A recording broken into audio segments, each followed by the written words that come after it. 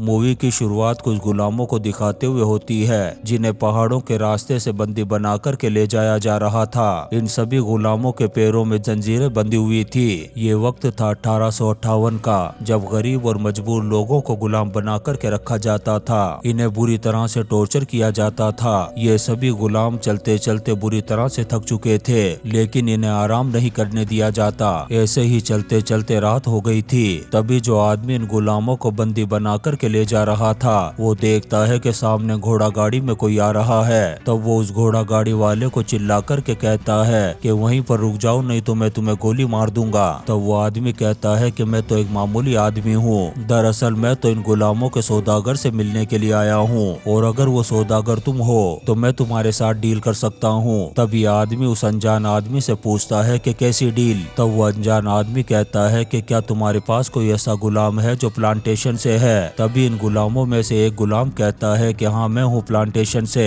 ये सुनने के बाद वो अनजान आदमी उसके पास जाता है और पूछता है कि तेरा नाम क्या है। तो वो बताता है कि मेरा नाम है जेंगो। इस घोड़ा गाड़ी वाले का नाम था डॉक्टर किंग। यहाँ पर डॉक्टर किंग जेंगो से 3 भाइयों के बारे में पूछता है। तब जेंगो सही सही जवाब देता है। इससे डॉक्टर किंग को यकीन हो जाता है कि वो जिस आदमी की तलाश में आया था वो यही है। डॉक्टर किंग जेंगो से पूछता है कि क्या तुम प्लांटेशन जाना चाहोगे। तब जेंगो कहता है कि हाँ, दरअसल प्लांटेशन में जेंगो की वाइफ को गुलाम बना करके रखा गया था और जेंगो किसी भी कीमत पर अपनी वाइफ को उस गुलामी से आजाद करवाना चाहता था। तभी हम देखते हैं कि जो आदमी इन गुलामों को बंदी बना करके ले जा रहा था वो डॉक्टर किंग पर गन पॉइंट कर देता है और उसे मना करता है गुलामों से बात करने से। ये देख कर के डॉक्टर किंग को गुस्सा आ गया था। वो फौरन अपनी गन निकालता है और गोली मारता है उस आदमी के भेजे में। यहाँ पर उस आदमी के साथ उसका भाई भी था। डॉक्टर किंग उसे भी गोली मार करके जख्मी कर देता है। फिर उस आदमी के जख्मी भाई के पास जाकर जेंगो को खरीद लेता है। ये जख्मी आदमी भी कुछ ही देर में मरने वाला था, इसलिए सभी के सभी गुलाम आजाद हो चुके थे।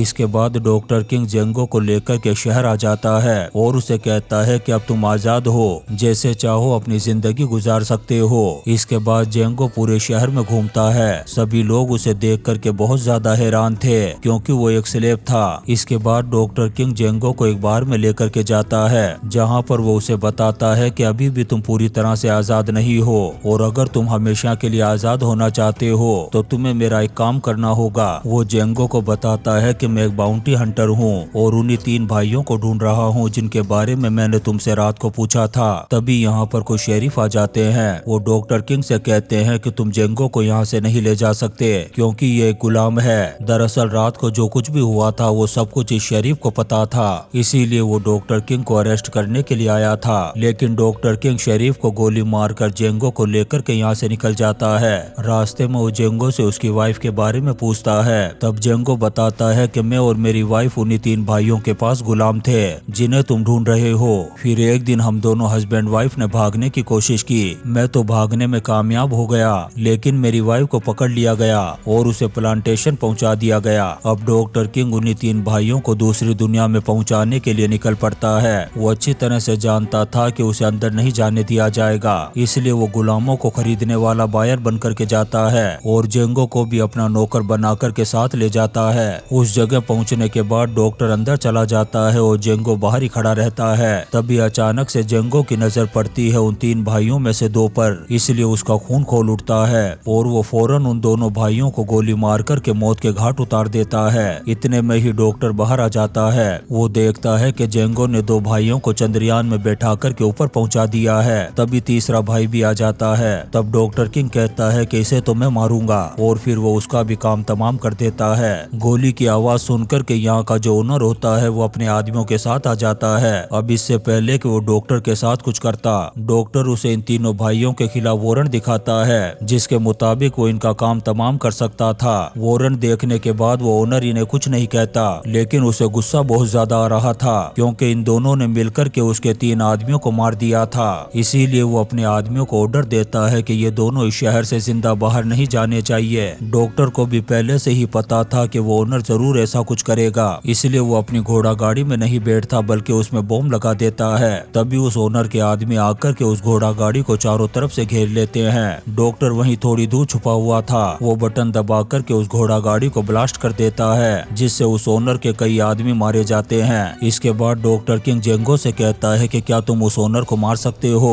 ये सुनकर के जेंगो उसके हाथ से गन ले लेता है और उस ओनर का काम तमाम कर देता है। ये देख कर के डॉक्टर बहुत ज्यादा खुश हो गया था। वो जेंगो से कहता है कि तुम एक बहुत ही खतरनाक आदमी हो, इसलिए मैं चाहता हूँ कि तुम मेरे साथ मिलकर के काम करो। एक बार मेरा काम पूरा हो जाए फिर मैं तुम्हारी वाइफ को छुड़ाने में तुम्हारी हेल्प करूंगा। जेंगो भी उसकी बात मान लेता है क्योंकि वो किसी भी कीमत पर अपनी वाइफ को आजाद करवाना चाहता था। इसके बाद ये दोनों मिलकर के कई लोगों को दूसरी दुनिया में पहुंचा देते हैं। यहाँ पर हमें पता चलता है कि डॉक्टर किंग एक बाउंटी हंटर होने की वजह से उन्हीं लोगों को मारता है जिन पर गवर्नमेंट ने जिंदा या मुर्दा पकड़ने पर इनाम रखा हुआ था, और इस तरह से ये डॉक्टर उन्हें मार कर के पैसे कमाया करता है। फिर एक दिन जब ये दोनों अपने अगले शिकार पर जाते हैं तो जेंगो की नजर एक आदमी पर पड़ती है जो अपने छोटे बेटे के साथ खेत में काम कर रहा था। डॉक्टर जेंगो से कहता है कि इस आदमी को ऊपर पहुंचा दो, लेकिन जेंगो ऐसा करने से मना कर देता है और डॉक्टर से कहता है कि इसका बेटा बहुत छोटा है इसलिए मैं इसे नहीं मार सकता।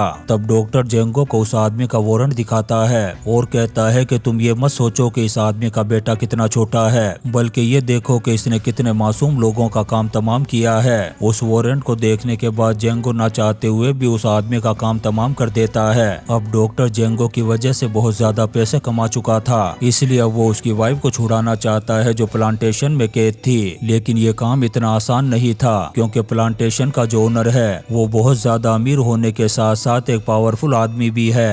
डॉक्टर को ये भी पता था कि उसे ब्लैक गुलामों की फाइट करवाने का बहुत शौक है। उसका नाम केल्विन था। डॉक्टर जेंगो से कहता है कि मैं उसके पास जाकर के यही कहूंगा कि मैं भी फाइट करवाता हूँ और उसके सामने मैं तुम्हें अपना फाइटर बताऊंगा। इसके बाद ये दोनों उस जगह पर पहुंच जाते हैं जहां पर केल्विन गुलामों की फाइट करवा रहा था। इसके बाद डॉक्टर किंग केल्विन से मिलता है और उसे बताता है कि मुझे भी फाइट का बहुत ज्यादा शौक है, इसलिए मैं तुम्हारा सबसे स्ट्रॉन्ग गुलाम फाइटर खरीदना चाहता हूँ। जब केल्विन उससे कीमत पूछता है तब डॉक्टर किंग $12,000 बताता है। सन 1858 में $12,000 बहुत ज्यादा होते थे।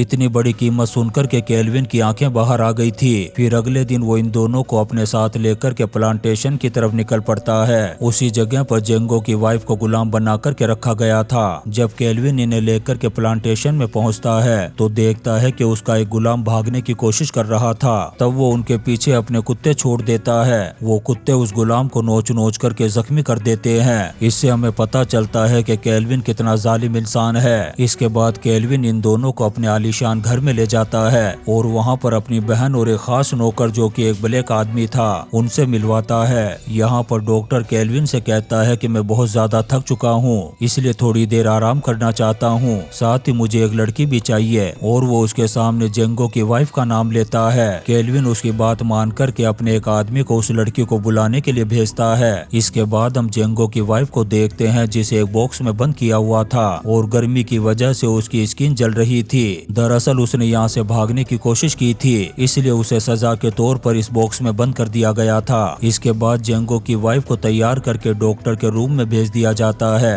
डॉक्टर उसे जर्मन में बात करता है क्योंकि वो जानता था कि जेंगो की वाइफ को जर्मन आती है। डॉक्टर उसे बताता है कि मैं और तुम्हारा हस्बैंड असल में तुम्हें यहाँ से आजाद करने के लिए आए हैं। फिर वो जेंगो को बुलाता है। जैसे ही जेंगो की वाइफ अपने हस्बैंड को देखती है खुशी के मारे बेहोश हो जाती है। इसके बाद रात को सभी लोग डिनर कर रहे थे और जेंगो की वाइफ सभी को डिनर सर्व कर रही थी। यहाँ पर जेंगो और जेंगो की वाइफ एक दूसरे को देख रहे थे। यहीं पर केल्विन का एक खास नौकर भी था जो कि ब्लैक था। जब वो इस चीज को देखता है तो उसे डाउट हो जाता है कि जरूर ये एक दूसरे को पहले से ही जानते होंगे और शायद डॉक्टर और जेंगो इसी को बचाने के लिए यहाँ पर आए होंगे। खाना खाने के बाद डॉक्टर केल्विन से कहता है कि अब हमें डील कर लेनी चाहिए। मैं तुम्हारे सबसे स्ट्रॉन्ग फाइटर को खरीदूंगा, साथ ही मुझे ये लड़की भी चाहिए जिसे तुमने मेरे रूम में भेजा था, यानी जेंगो की वाइफ, क्योंकि इसे जर्मन आती है और मैं इंग्लिश में इतना अच्छा नहीं हूँ, इसलिए इसकी बात को बड़ी आसानी से समझ सकता हूँ। केल्विन को इससे कोई प्रॉब्लम नहीं होती। वो डॉक्टर किंग से कहता है कि तुम इस लड़की को अपने साथ ले जा सकते हो, लेकिन केल्विन का वो ब्लैक नौकर जिसे इन पर डाउट हो चुका था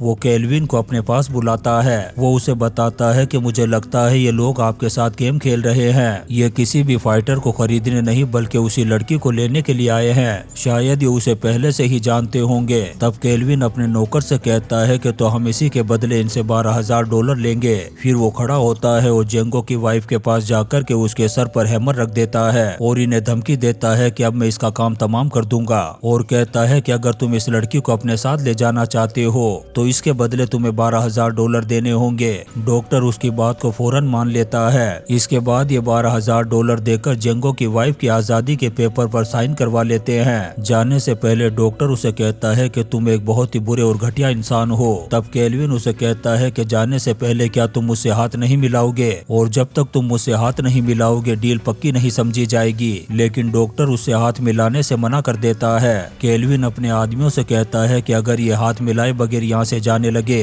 तो इसे गोली मार देना। तब डॉक्टर उसे हाथ मिलाने के लिए तैयार हो जाता है। अब डॉक्टर अपने हाथ में गन छुपा करके केल्विन की तरफ हाथ मिलाने के लिए बढ़ता है। जैसे ही वो करीब पहुंचता है गोली मार करके केल्विन का काम तमाम कर देता है। केल्विन का वो ब्लैक नौकर अपने मालिक की मौत देख करके बहुत ज्यादा गुस्से में आ गया था। वो गन उठाता है और डॉक्टर को गोली मार करके मौत के घाट उतार देता है। डॉक्टर की मौत से जेंगो का भी दिमाग खराब हो गया था। वो अपने दोनों हाथों में गन लेकर के अंधाधुंध गोलियां चलाना शुरू कर देता है और एक एक करके केल्विन के आदमियों को मारना शुरू कर देता है। लेकिन कुछ ही देर बाद उसकी गोलियां खत्म हो गई थी। केल्विन के आदमी उसकी वाइफ को पकड़ करके गन पॉइंट पर ले लेते हैं। अब जेंगो के पास सरेंडर करने के अलावा कोई भी रास्ता नहीं था। इसके बाद ये उसे उल्टा लटका करके बुरी तरह से मारते हैं, जिससे वो बेहोश हो गया था। जब उसे होश आता है तो वो अपने आप को एक माइनिंग कंपनी में देखता है। दरअसल इन लोगों ने उसे उस कंपनी में बेच दिया था। इस तरह से जेंगो एक बार फिर से अपनी वाइफ से दूर हो चुका था।